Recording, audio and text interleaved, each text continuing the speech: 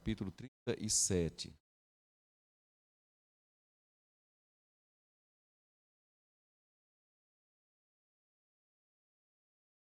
Ezequiel, capítulo 37.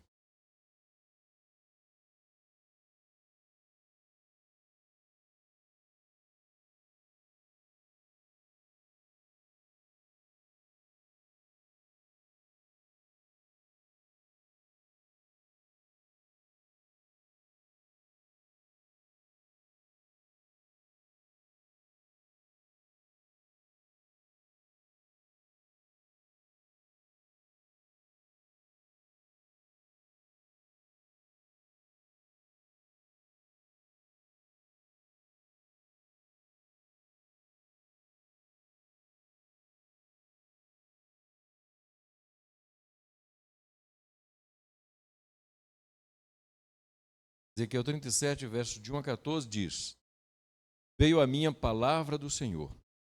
Ele me levou pelo Espírito do Senhor e me deixou no meio de um vale que estava cheio de ossos.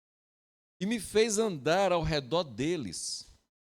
Eram muito numerosos na superfície do vale e estavam sequíssimos. Então me perguntou: Filho do homem, acaso poderão reviver esses ossos? Respondi: Senhor, tu sabes.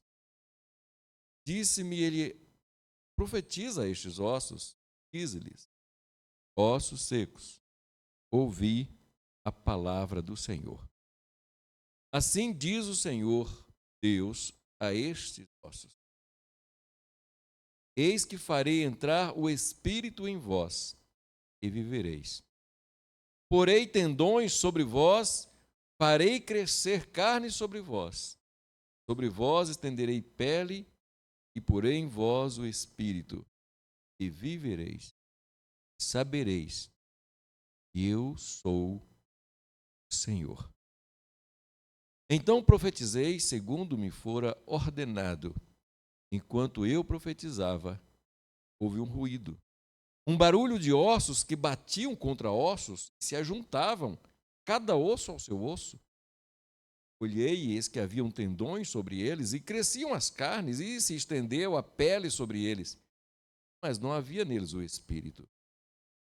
Então ele me disse: Profetiza, profetiza ao filho do homem, e dize-lhe: Assim diz o Senhor: Vem dos quatro ventos, ó Espírito, e assopra sobre estes mortos para que vivam. Profetizei, como ele me ordenara. O Espírito entrou neles. E viveram, e se puseram em pé um exército sobremodo numeroso. Então me disse o homem: Estes ossos são toda a casa de Israel. Eis que dizem: Os nossos ossos se secaram, e pereceu a nossa esperança, estamos de todo exterminados. Portanto, profetiza e diz-lhes: Assim diz o Senhor Deus: Eis que abrirei a vossa sepultura, os farei sair dela, ó povo meu, e vos trarei à terra de Israel. Sabereis que eu sou o Senhor, quando eu abrir a vossa sepultura, vos fizer sair dela, ó povo meu. Porei em vós o meu espírito, e vivereis, e vos estabelecerei na vossa própria terra. Então sabereis que sou o Senhor. Disse isto, e o fiz. Oremos. Senhor nosso Deus, clamamos pela ação do Teu Espírito Santo sobre as nossas vidas. Nesse momento, para abrir o nosso entendimento, dar-nos a compreensão exata da Tua palavra com a qual Tu nos fala. Senhor, que Teu propósito se cumpra em cada coração nesta manhã que ouve a Tua palavra. Que o Teu Espírito lhes dê o verdadeiro entendimento e a absorção da mensagem que o Senhor designa para cada coração. Eu oro em nome do Senhor.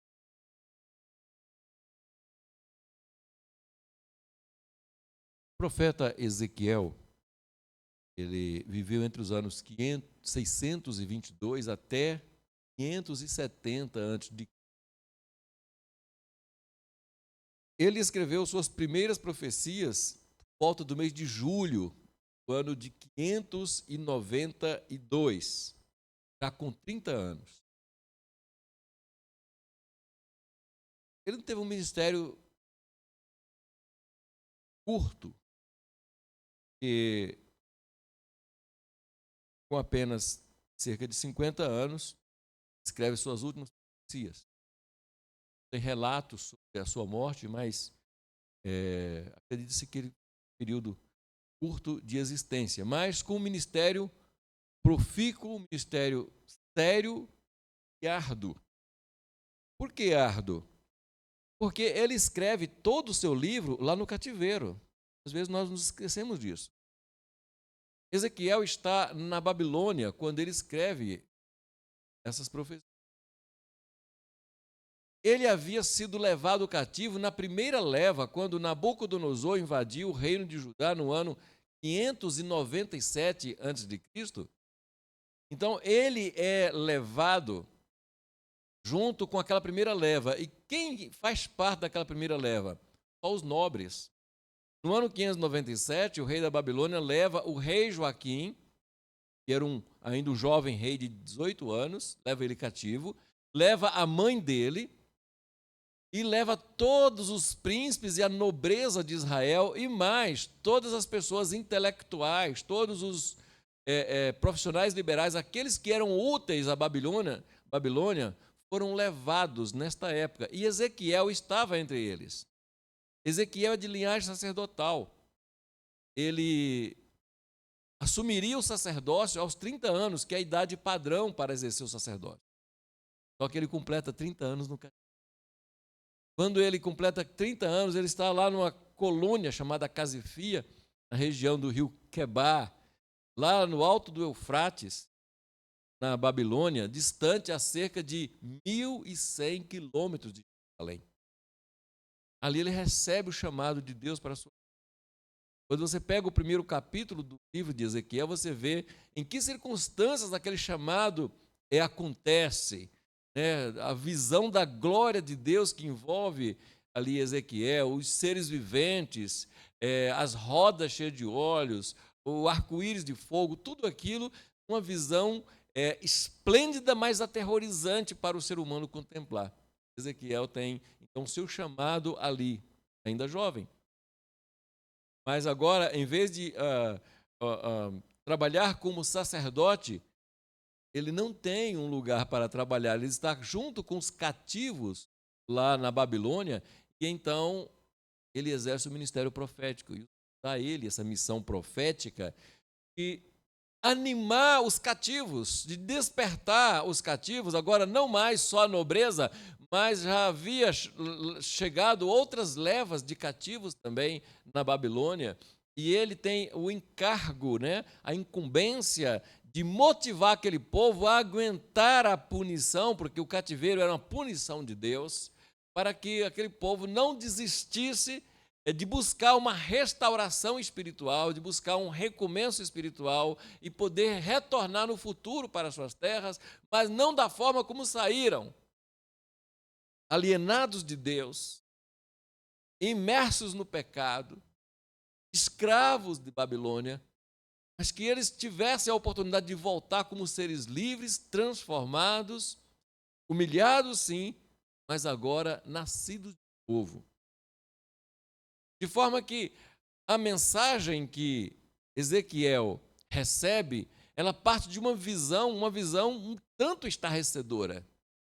Porque a palavra de Deus diz que ele se viu em espírito, ele foi levado em espírito até um vale de ossos, onde nós cremos que era o Vale de Cedron. O Vale de Cedron é aquele que fica ali do lado do Monte Sião, em Jerusalém, onde era também chamado o Vale do Monturo, onde eram jogados os ossos de pessoas indignas de sepultura. As pessoas que eram enforcadas, apedrejadas, os indigentes, aqueles que não tinham sepulturas dignas, então era jogado naquele vale, e ali estava cheio de ossos, cadáveres. Então, acreditamos que Ezequiel ele tenha essa visão e ele é transportado em espírito para contemplar aquele vale, que ao mesmo tempo é um vale de imundícia, porque onde tem restos humanos, a Bíblia trata como um lugar de imundícia, mas também um lugar de reflexão, porque ali ele não vê vida, ali ele vê a morte, e mais do que a morte, ele vê desolação, ele vê falta de esperança, ele vê inexistência de futuro. O Senhor manda que ele olhe para aquele vale, que ele rodeie, que ele ande entre os ossos e ele circunda aqueles ossos, ele contempla. Queridos, um dos melhores lugares para a gente refletir é no cemitério. Por ocasião, a gente é forçado a ir no cemitério para os nossos compromissos, antes queridos que partiram. Você vê uma lápide, você lê uma inscrição, você não vê apenas uma pedra ou vê ali uma história.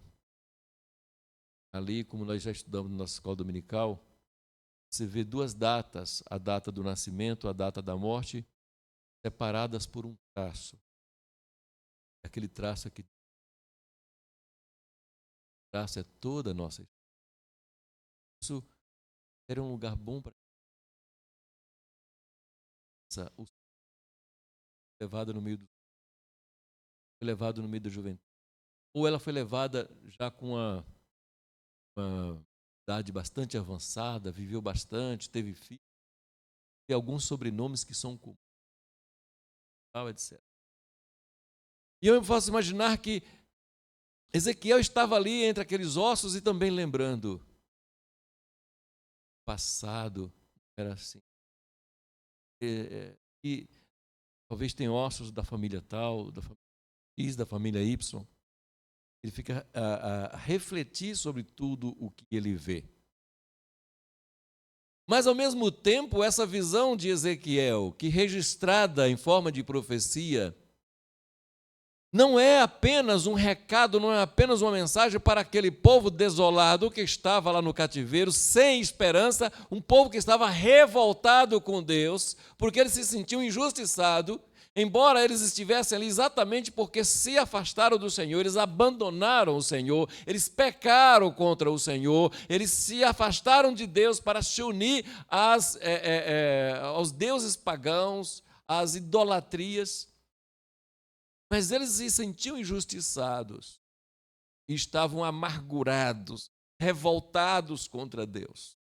E Ezequiel tem a função de desarmar o espírito daquele povo, de fazer com que eles novamente ouçam a palavra do Senhor e que aceite a proposta de Deus de começar uma nova vida.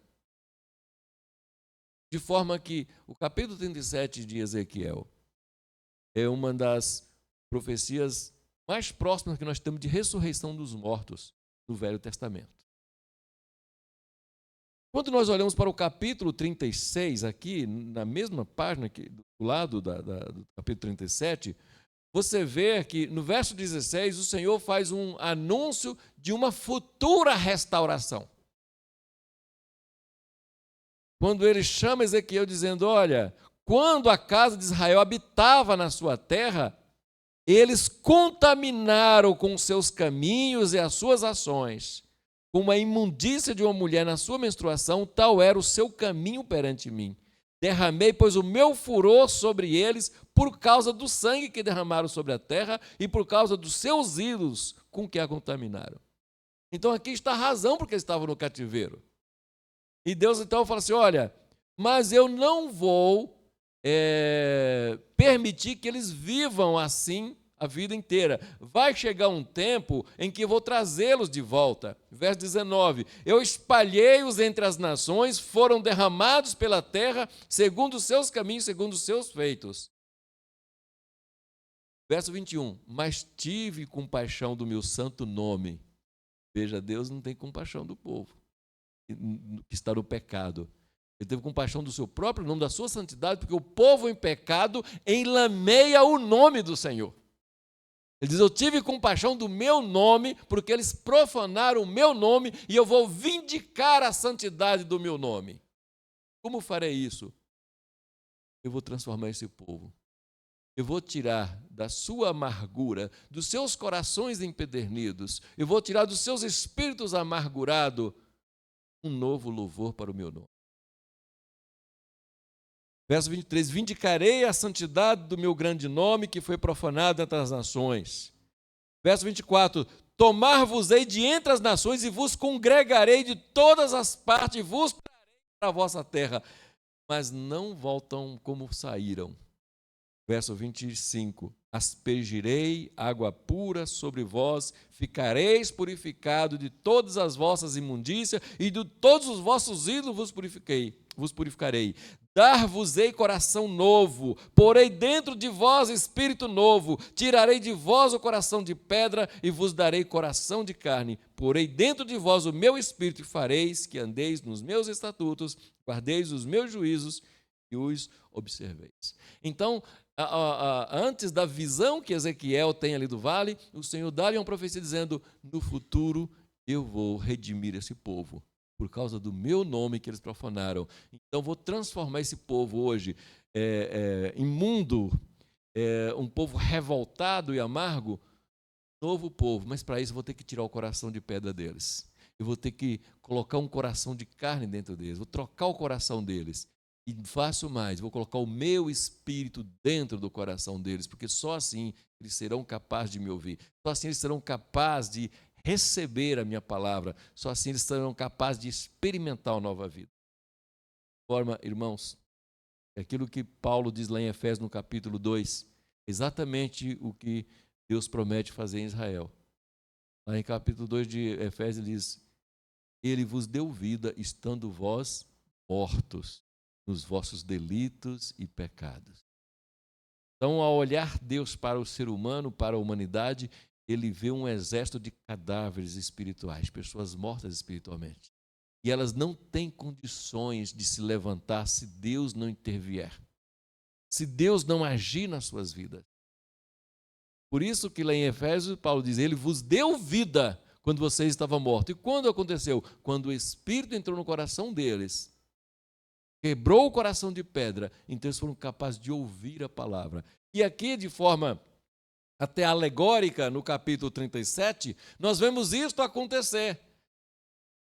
O Senhor chama Ezequiel a profetizar para aqueles ossos, para que agora, mortos, o Espírito toque naqueles ossos e façam-os reviver. E é só assim eles possam ouvir a palavra de Deus. Então eu falo com vocês sobre o Espírito que dá vida para a igreja. Então, em primeiro lugar, quem são os ossos? Quando Ezequiel olha para aquele monte de ossos e não entende, e o Senhor manda ele pregar, e ele vai pregar para ossos, e uma coisa estranha, você pregar para o esterco. No final, o Senhor diz para ele, esses ossos são a casa de Israel. Porque é assim que eles estão se sentindo, mortos, secos, sem esperança, sem qualquer expectativa de um futuro melhor. O povo de Israel havia feito muito mal ao Senhor, conforme nós lemos aqui no capítulo 36. E por isso eles estavam ali sendo punidos por causa dos seus pecados, mas não em definitivo, uma forma deles voltarem de lá pessoas melhores. Eu repito algo que eu já tenho dito algumas vezes. Quando a humanidade experimentou há cerca de 2 anos atrás, 4 anos atrás, aquela tragédia epidêmica em que ceifou vidas pelo mundo inteiro, e as pessoas foram impedidas de estarem juntas, reunidas, e as festas acabaram, as alegrias se dispersaram, as diversões cessaram. Então houve uma saudade do passado, uma expectativa de, será que um dia isso vai acabar? E quando acabar, será que poderemos fazer de novo o que fazíamos antes? Mas o que nós vimos aqui, as pessoas, quando a pandemia acabou, elas não voltaram melhores do que saíram. Elas não ficaram melhores do que eram antes. E aí nós vemos guerra, frieza, dureza espiritual, preconceito, discriminação, ódio. As pessoas não aprenderam a lição. E a finalidade de Deus mandar aquele povo para o cativeiro é exatamente isso: aprendam a lição e voltem pessoas melhores do que vocês foram. De forma, irmãos, que hoje, quando Deus olha para a humanidade sem Jesus, Ele também vê um vale de ossos secos. Pessoas frias, endurecidas, gratas, amarguradas, revoltadas contra Deus, reclamonas. Mas o que é pior é que isso não é um problema exclusivo das pessoas pagãs, daqueles que não têm Cristo. Porque às vezes há pessoas religiosas também.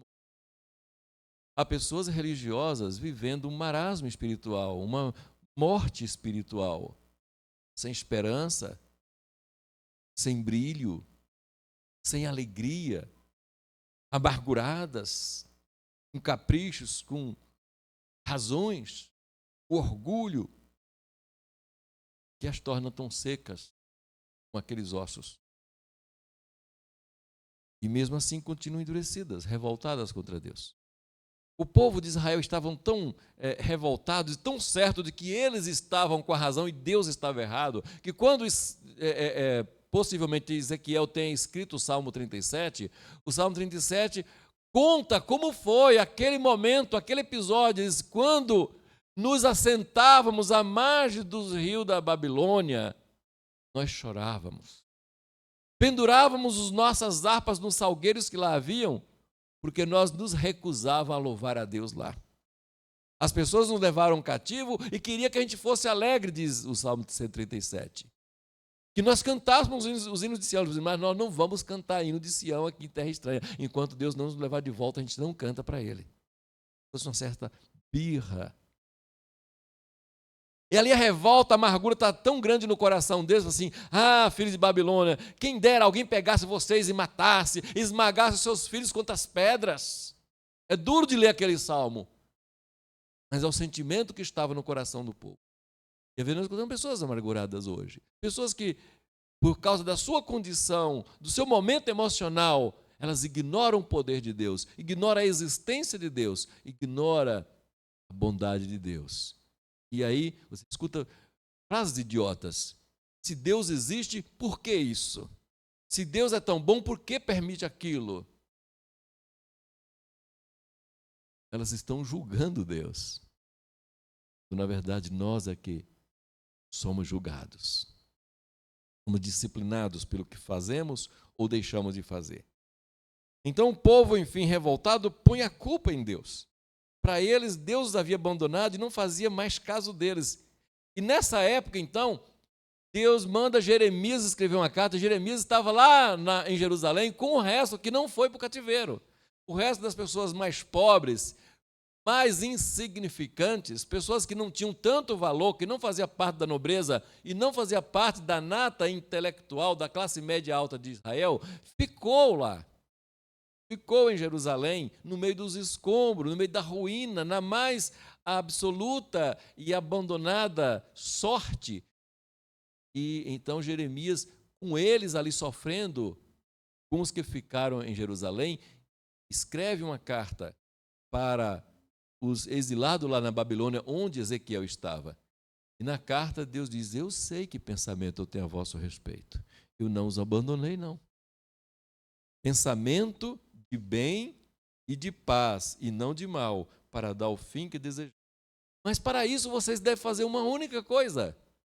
Então, no capítulo 29, versículo 13, ele disse: buscar-me-eis e me acharei, quando me buscardes de todo o vosso coração.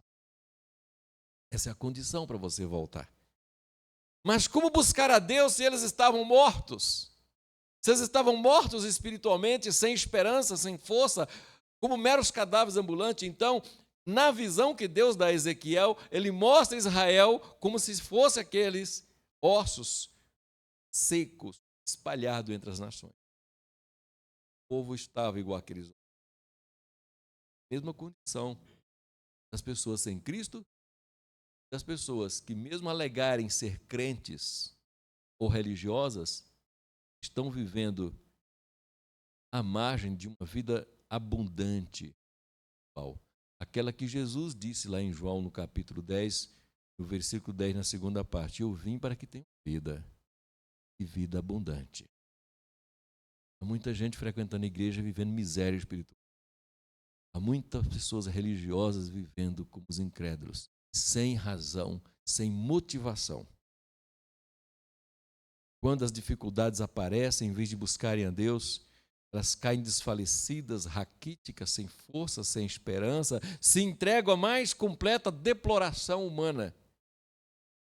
E aí não é difícil você encontrar um monte de ex-crente pelas ruas, afundado nas drogas, na prostituição ou em qualquer delito. A religião não os salvou.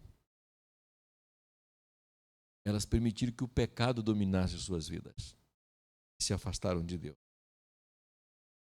Mas este, como eu disse, não é um problema só do mundo. Há pessoas que até estão dentro da igreja, mas estão mortas. É o que acontece com a igreja de Sardes, quando no livro de Apocalipse o Senhor diz para ela: você tem nome de quem está vivo, mas está morta. Deus está falando para uma igreja inteira. Uma igreja que estava ali fazendo culto, fazendo estudos, fazendo todas as atividades eclesiásticas. Mas Deus diz: você está morto. Só tem nome de quem está. Há muitos que deixaram de crer nas promessas de Deus. Pararam de orar. Pararam de jejuar. Pararam de louvar a Deus com fervor, de reconhecer a grandeza de Deus, a soberania do Senhor, como recomenda o profeta Jeremias: quando me buscar de todo, não busca mais de coração. Nessa situação, elas se assemelham também àquele vale de ossos secos, vida sem esperança, espalhado sobre a terra. É uma situação de morbidez espiritual, morte espiritual. Então, quem são os ossos? Os ossos representavam o passado, o povo de Israel, mortos sem esperança, mas também representam a humanidade hoje caída e não conhece Cristo. Representa também uma comunidade de pessoas apenas evangélicas, apenas crentes, mas não cristãs, apenas religiosas, mas não transformadas, apenas domesticadas, mas não nascidas de novo. Como fazê-las viver é a pergunta que o Senhor faz para Ezequiel no versículo 5. Assim diz o Senhor: eis que farei entrar em vós o Espírito e vivereis. Ezequiel não duvida. O Senhor pergunta: pode acaso esses ossos viverem? Ezequiel: Senhor, sabe. Então, não há impossíveis para Deus. Aquele que diz que tira louvor das pedras, aquele que diz que pode fazer brotar filhos para Abraão das pedras, é um Deus que pode fazer ossos reviverem, que pode trazer à existência o inexistente. E então, verso 6, porei tendões sobre vós, farei crescer carne sobre vós estendereis pele, e porei em vós o espírito e vivereis. Sabereis que eu sou Yahvé. Eu sou o Senhor. Como fazê-los? O Senhor diz: profetiza. Diz para eles: ossos secos, ouvi a palavra do Senhor. Isso também é mensagem para nós, é despertamento para nós, igreja, para continuar pregando a palavra, levando a palavra para as pessoas, independente da situação que elas estão. Só há uma esperança para que o mundo moribundo, as pessoas moribundas espirituais, voltem a viver, ouvindo a palavra de Deus. Não há vida sem que a palavra produza. Quando nós olhamos para o primeiro capítulo de Gênesis, vimos que todas as coisas passaram a acontecer em decorrência da palavra. E é a mesma palavra que produz vida. É a palavra que vai trazer à existência o que não existe. Infelizmente, a vida cristã, para muitos, hoje, se resume apenas em vir à igreja ocasional. E mesmo assim, muitas sem motivação. Como se Deus precisasse delas, não o contrário. Mas Deus não aceita esse tipo de atitude. Ele não precisa de nós, Ele tem quem glorifique o nome dEle. Glorificar a Deus não é o favor que fazemos para Ele, é um privilégio que Ele dá de fazer. A vida cristã é muito mais do que apenas isso. O motivo que nos traz à casa de Deus deve centrar-se no propósito de cultuar o nome do Senhor com alegria. Aquilo que nós lemos lá no Salmo 100, quando no versículo 2 disse: entrai por suas portas com ações de graça. Eu fico tentando reviver, tentando imaginar as pessoas vindo com aquela avidez, com aquele desejo, com aquela emoção de estar entrando na casa de Deus, entrando nas suas portas com ações de graça. Como o Salmo 122, eu me alegrei quando me chamaram para ir na casa do Senhor. É algo que não acontece todo dia, portanto é o acontecimento da semana, é o melhor momento da sua vida, o momento em que você adentra a casa do Senhor. E aí o verso 4 do Salmo 100 diz: servi ao Senhor com alegria. Servi ao Senhor com alegria. Rendei-lhe graças e bendizei-lhe o nome. É isso que me traz à casa do Senhor, é isso que deve trazer cada um de nós à casa do Senhor, essa é a motivação. Não posso estar aqui só porque eu vou cantar no louvor. Eu não posso estar aqui porque hoje é a minha escala de ficar com as crianças. Eu não posso estar aqui porque eu sou diácono, tenho que ir. Eu não posso estar aqui porque senão o pastor vai perceber que eu não vim. E a semana que vem ele vai bater na minha porta, vai saber porque eu não fui. Eu vim porque eu tenho um compromisso de glorificar a Deus. E se eu não fizer isso, eu não vou aceitar que as pedras façam em meu lugar. Eu não vou aceitar que uma jumenta fale em meu lugar. Esse lugar é meu e eu tenho que estar na presença dEle. Eu quero ocupar este lugar. É um privilégio ocupar este lugar. Alimentar-se da palavra de Deus, encher-se do Espírito, desfrutar da companhia, da comunhão dos irmãos, renovar a fé. É isso que deve trazer cada um de nós à igreja. Não é busca de promessas vazias, não é busca de bênçãos, mas deleitar-se na presença de Deus. É por isso que a palavra do Senhor nos alerta: ossos secos, ouvi a palavra do Senhor, pois a fé vem pelo ouvir a palavra. Quando abrimos os ouvidos e o coração para o Senhor, Ele, na qualidade de Pai, nos diz coisas que às vezes não gostamos de ouvir. Quantos aqui ainda são adolescentes, ou que já foram adolescentes, que acham que têm toda a razão e que os pais estão errados? E quando no futuro próximo se torna adulto, fala assim: se eu tivesse escutado meu pai. E Deus nos trata assim como filhos. Nos fala coisas duras, nos faz viver situações duras. Nós não gostamos de vivê-las, não gostamos de ouvi-las. São necessárias. São remédios amargos que produzem um efeito positivo, benéfico, duradouro. Só se é possível deixar de ser ossos secos, de ser cadáveres ambulantes, quando se permitir ouvir e obedecer a palavra de Deus. E quando essa palavra for além dos ouvidos, que chegam até o coração, então, mesmo aqueles que estiverem mortos, até os mortos fisicamente, voltarão a viver. É como se pudesse ouvir o ranger dos ossos sobre ossos, como Ezequiel experimentou. Eles vão se erguendo, pondo-se de pé, recobrando a vida, e se a palavra de Deus não é o suficiente para despertar essas pessoas, nada mais será. Não há mandingas, não há simpatias, não há cerimônias, não há sorte. Apenas a palavra tem o poder de transformar mortos em vivos. Jesus, estando diante dos fariseus, e os fariseus todos religiosos, fundamentalistas de primeira, julgando o próprio Deus. O Senhor olha para eles: vocês não passam de sepulturas. Vocês são um monte de sepulturas caiadas, ou seja, pintados de branco aí, parecendo ser alguma coisa, mas vocês não são nada, vocês estão podres. Dentro de vós há ossos humanos, dentro de vós há restos de imundícias. Mas eu asseguro para vocês, Jesus diz a eles, vem a hora, e já chegou, em que os mortos ouvirão a voz do Senhor. João 5:25.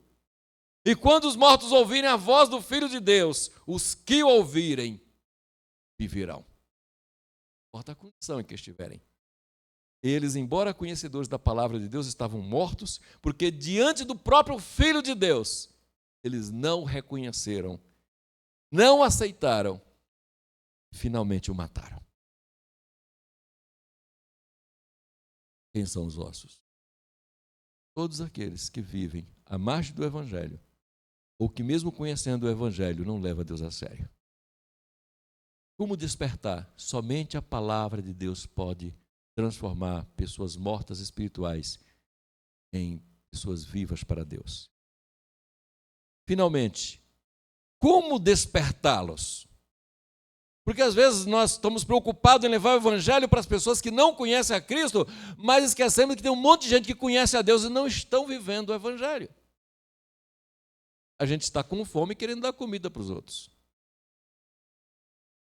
Como despertá-lo? Versículo 11 a seguir. Então disse, filho do homem, estes ossos são toda a casa de Israel. Eis que diz, os nossos ossos secaram, pereceu nossa esperança, estamos de todo exterminados. Portanto, profetiza e diz-lhes assim, assim diz o Senhor, eis que abrirei a vossa sepultura, vos farei sair dela, ó povo meu, vos trarei a terra de Israel, sabereis que eu sou o Senhor, quando eu abrir as vossas sepulturas e vos fizer sair de dentro dela, povo meu, porei em vós o meu espírito, e vereis, e vos estabelecerei na vossa própria terra, então sabereis que eu sou o Senhor, que fiz, que disse e que fiz. Como despertá-lo? Só o Espírito Santo pode despertar. E como?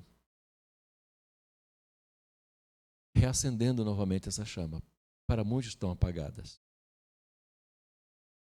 A palavra de Deus nos exorta a voltar à prática das primeiras obras.